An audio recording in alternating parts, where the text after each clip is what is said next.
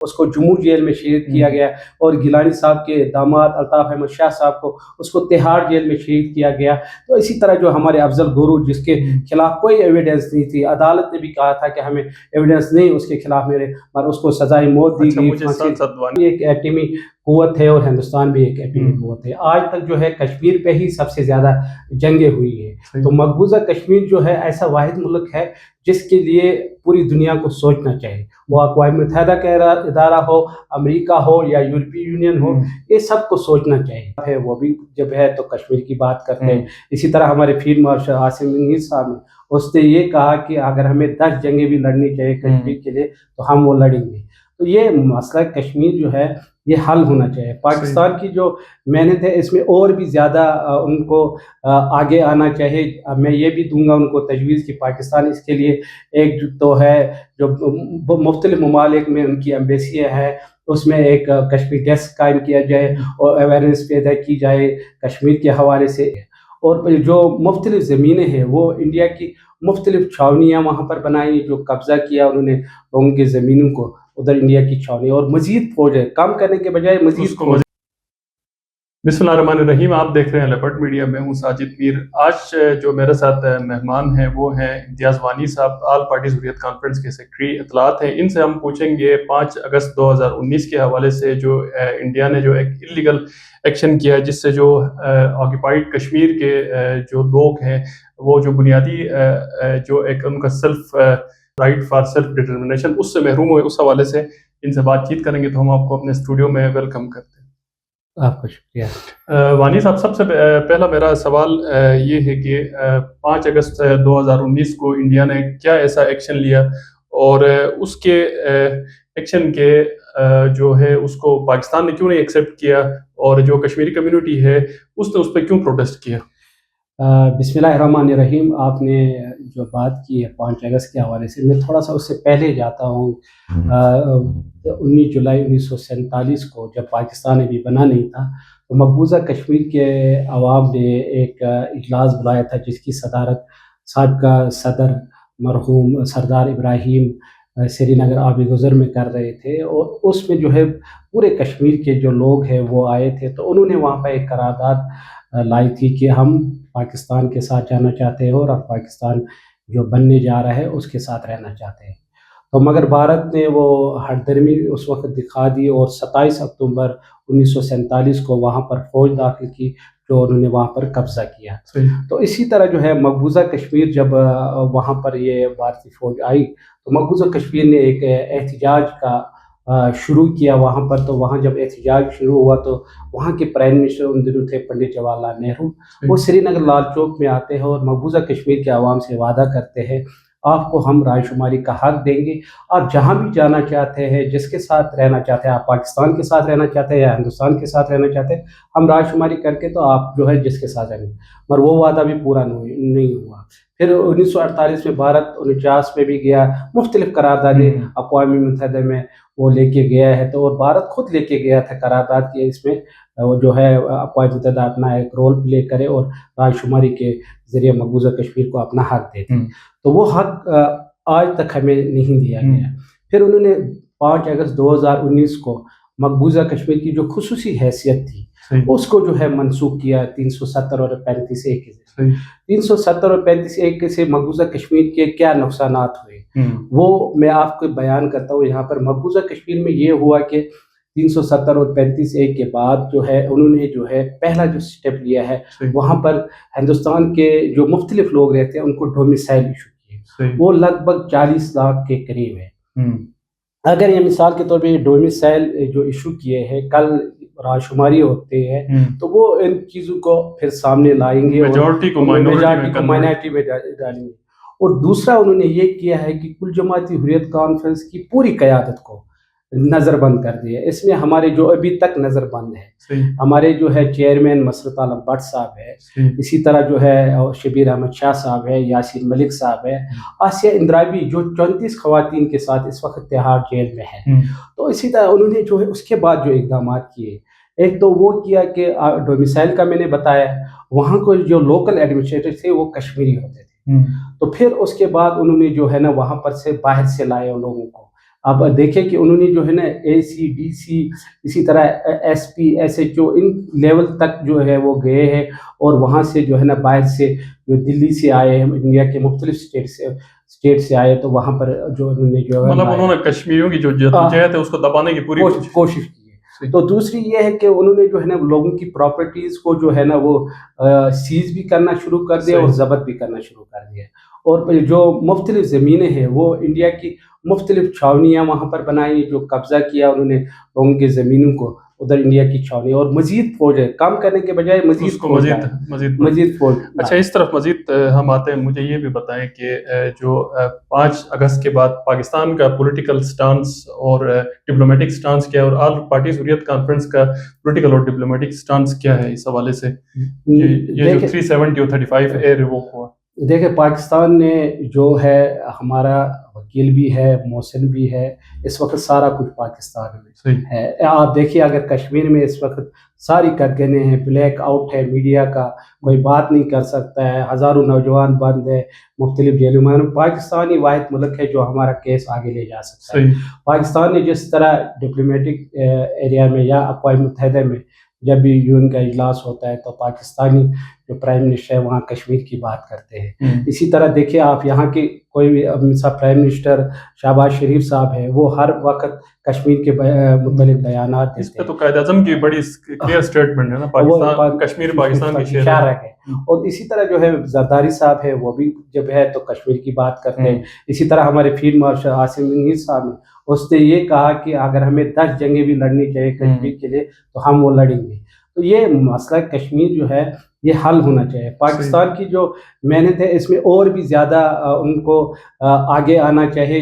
میں یہ بھی دوں گا ان کو تجویز کہ پاکستان اس کے لیے ایک تو ہے جو مختلف ممالک میں ان کی ایمبیسیاں ہیں، اس میں ایک کشمیر ڈیسک قائم کیا جائے اور اویئرنیس پیدا کی جائے کشمیر کے حوالے سے۔ اسی طرح جو ہے وہاں پر جو یہاں پر جو ہے فارن آفس میں جو ہے کوئی ایسا شخص یا تو ڈپٹی پرائم منسٹر بنائے اس خاص طور پہ جو کشمیر کے لیے کام کرے۔ تو یہ پاکستان کو کچھ اور اقدامات لینے چاہیے، جس طرح کے وہ اقدامات لے رہا ہے اس میں اور مزید اس میں ساتھ ساتھ مجھے یہ بھی بتائیں کہ 5 اگست کے بعد ظاہر انٹرنیشنل کمیونٹی کا بھی ایک بڑا رول بنتا ہے اور UN کا بھی بڑا رول بنتا ہے۔ UN اور انٹرنیشنل کمیونٹی ہمیشہ اپنے اس رول سے بھاگتے رہے، حالانکہ UN کی اپنی ریزولوشنز ہے جس پہ ابھی تک UN امپلیمنٹ نہیں کر پا رہا ہے۔ اس حوالے سے آپ کا کیا موقف ہے؟ دیکھیے UN کا جو رول بنتا ہے وہ تو اہم رول بنتا ہے۔ UN میں سیکورٹی کونسل میں بھی قراردادیں موجود ہے۔ آپ دیکھیں UN میں ایسی رپورٹس بھی موجود ہے جو مقبوضہ کشمیر میں ہیومن رائٹس کی وائلیشن ہو رہی ہے۔ UN اگر اس میں رول ادا کرنا چاہے وہ کر سکتا ہے، کیونکہ آپ دیکھیں پاکستان بھی ایک ایٹمی قوت ہے اور ہندوستان بھی ایک ایٹمی قوت ہے۔ آج تک جو ہے کشمیر پہ ہی سب سے زیادہ جنگیں ہوئی ہیں، تو مقبوضہ کشمیر جو ہے ایسا واحد ملک ہے جس کے لیے پوری دنیا کو سوچنا چاہیے، وہ اقوام متحدہ کا ادارہ ہو، امریکہ ہو یا یورپی یونین ہو، یہ سب کو سوچنا چاہیے۔ تو اس کو یہ سوچنا چاہیے کل یہ ایٹمی جنگ بھی بن سکتی ہے۔ تو اس لیے جو ہے ہم UN سے بھی جو ہے قراردادیں ہیں مسئلہ کشمیر کے حوالے سے، اس پہ جو ہے عمل درآمد کرے۔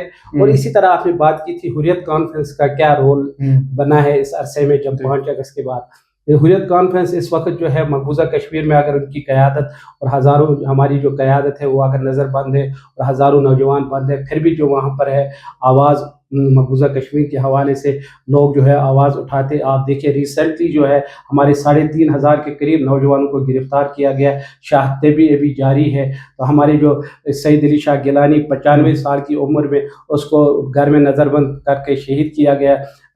تحریک حریت کے چیئرمین محمد اشرف سرائی صاحب کو اس کو جموں جیل میں شہید کیا گیا، اور گیلانی صاحب کے داماد الطاف احمد شاہ صاحب کو اس کو تہاڑ جیل میں شہید کیا گیا۔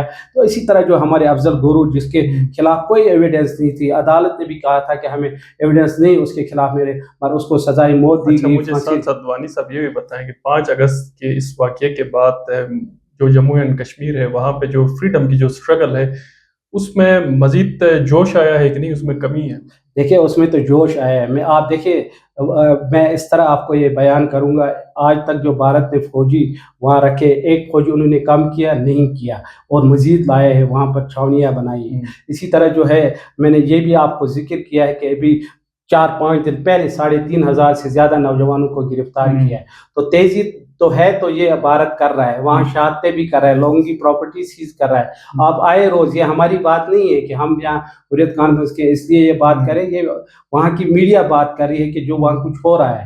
تو اس لیے مقبوضہ کشمیر کے عوام جو ہے اپنے حق کے لیے جدوجہد جاری رکھے ہوئے، اور انشاءاللہ جو ہے ہم آزاد ہوں گے. ساتھ ساتھ مجھے یہ بھی بتائیں انشاءاللہ کہ یہ 5 اگست کے بعد خاص کر جو وہاں پہ ہیومن رائٹس کی کیا سچویشن ہے، پولیٹیکل وہاں پہ ریپرزنٹیشن کی کیا صورتحال ہے، اور جو ہمارے کشمیری بہن بھائی ہیں وہ کس طرح کی زندگی گزار رہے ہیں؟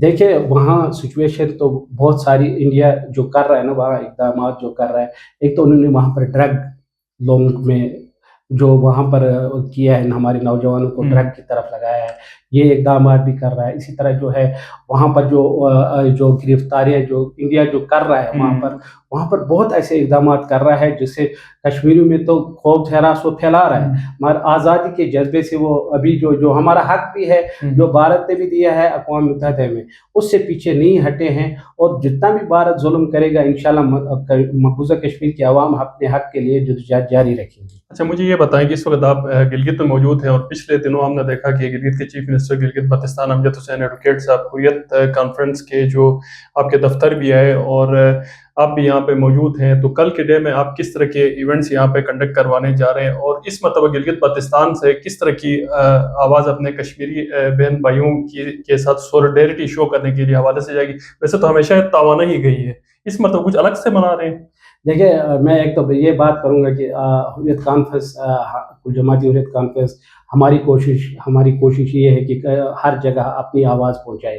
ہم نے کراچی میں کیا، اچھا مظفر آباد میں کیا، یہ ریسنٹلی میں جولائی کے مہینے میں، اور ہم نے ادھر 19 جولائی کو گلگت بلتستان میں کل جماعتی حریت کانفرنس نے ایک ریلی نکالی تھی.